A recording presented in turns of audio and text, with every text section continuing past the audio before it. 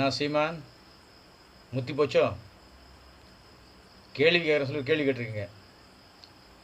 ராகுல் காந்தி ஏன் வயநாடு போனார், தூத்துக்குடி ஏன் வரல? இது உங்களுடைய பாஸோடைய அரசு இருக்குல்ல, நொண்டி அரசு. ஒன்றிய அரசு இல்லை, நொண்டி அரசு தான் இப்போ அது. அவங்கள பார்த்து கேளுங்க. ஏன் டவுசர் வந்துருமா? காசு வருது இல்லை? நீங்கள் வந்து பாஜக கைக்கூலி தான், அப்பப்போ நிரூபிக்கிறீங்க. தயவு செஞ்சு போயிட்டு மனநல டாக்டரை பாருங்கள். இந்த மூஞ்சி பார்க்க பார்க்க விகாரமாகிட்டு வருது. எண்ணங்கள் தான் வாழ்க்கைன்னு சொல்லுவாங்க, ஆனால் உங்கள் எண்ணங்கள் தான் உங்கள் மூஞ்சில் தெரியுது.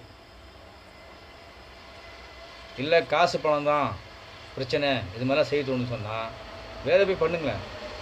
உங்களுக்கு தான் நடிக்க தெரியும், அரசியல் நடிக்காதீங்க. நீங்கள் டைரக்டர், இங்கே டைரக்ஷன் பண்ணாதீங்க, போயிட்டு அங்கே பண்ணுங்கள் சினிமாவில்.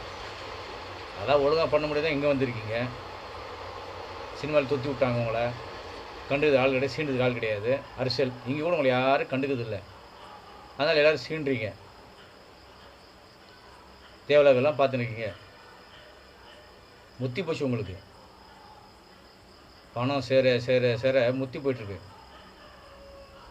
கொஞ்சோட மனுஷத்தனம் கிடையாது, மனசாட்சி கிடையாது. ஆகணும் உயின்னு கை குத்திப்பீங்க.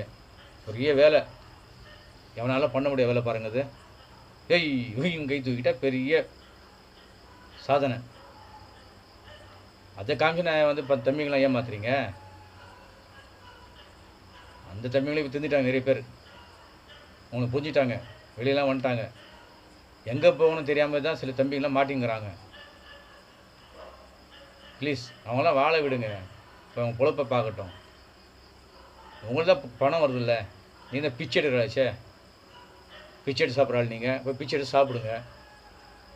கோடியான கோடி கணக்கெலாம் சேர்ந்துக்குது பிச்சை எடுத்து. இப்போ பிச்சை எடுங்க. பசங்களை காமிச்சு பிச்சை எடுக்கிறீங்க.